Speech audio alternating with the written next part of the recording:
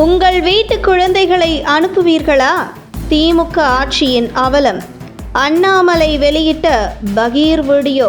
கல்வியில் சிறந்த தமிழ்நாடு என சமீபத்தில் தங்களுக்குள்ளேயே பாராட்டு தெரிவித்துக் கொண்டது போன்று திரைப்பிரபலங்களை அழைத்து நிகழ்ச்சி நடத்தியது திமுக அரசு. இதில் திரைப்பிரபலங்கள் ஒவ்வொருவரும் தமிழகத்தில் கல்வி சிறந்து விளங்கி வருவது போன்று புகழ்ந்து தள்ளியதை பார்க்க முடிந்தது. இதில் தொகுப்பாளினி டிடி கொடுத்த பில்டப் அப்பப்பா சொல்லவே வேண்டாம்.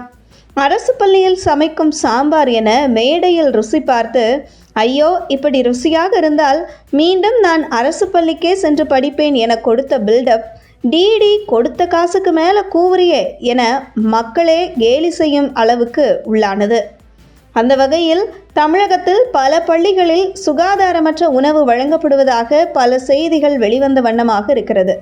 இப்படி தொடர்ந்து தமிழகத்தில் அரசு பள்ளிகள் மேற்கூரை இடிந்து விழுவது, மதிய உணவு சுகாதாரமற்ற நிலையில் இருப்பது தொடர்பான பல செய்திகள் தொடர்ந்து வந்தாலும் அடுத்தடுத்து இது போன்ற அவல நிலையில் தமிழகத்தில் உள்ள அரசு பள்ளிகளில் அரங்கேறிய வண்ணமாக இருக்கிறது.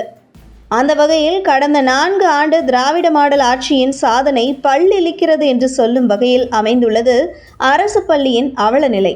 இந்த நிலையில் நாமக்கல் மாவட்டம் பள்ளிப்பாளையம் அருகே உள்ள விளாங்காட்டூர் பகுதியில் உள்ள ஊராட்சி ஒன்றிய அரசு நடுநிலைப்பள்ளி கட்டிடங்கள் செயல்பாட்டுக்கு தகுதியே இல்லாத மிக மிக ஆபத்தான நிலையில் மேற்கூரைகள் எப்போது வேண்டுமானாலும் இடிந்து விழும் நிலையில் இருக்கின்றன. மழை பெய்யும் போதெல்லாம் மேற்கூரை ஒழுகும் நிலையில் இருக்கிறது. இது தொடர்பான வீடியோ ஒன்றை வெளியிட்டுள்ள பாஜக முன்னாள் தலைவர் அண்ணாமலை, சுமார் 30க்கும் மேற்பட்ட மாணவ மாணவியர் பயின்று வரும் இந்த பள்ளிக்கு புதிய கட்டிடங்கள் கட்டவோ மாற்று இடம் அமைக்கவோ பள்ளி கல்வித்துறை இதுவரை எந்த நடவடிக்கையும் எடுக்கவில்லை. இது தவிர சமையலுக்கு பயன்படுத்தப்படும் எரிவாயு சிலிண்டர்கள் பள்ளியின் வகுப்பறையில் வைக்கப்பட்டுள்ளன.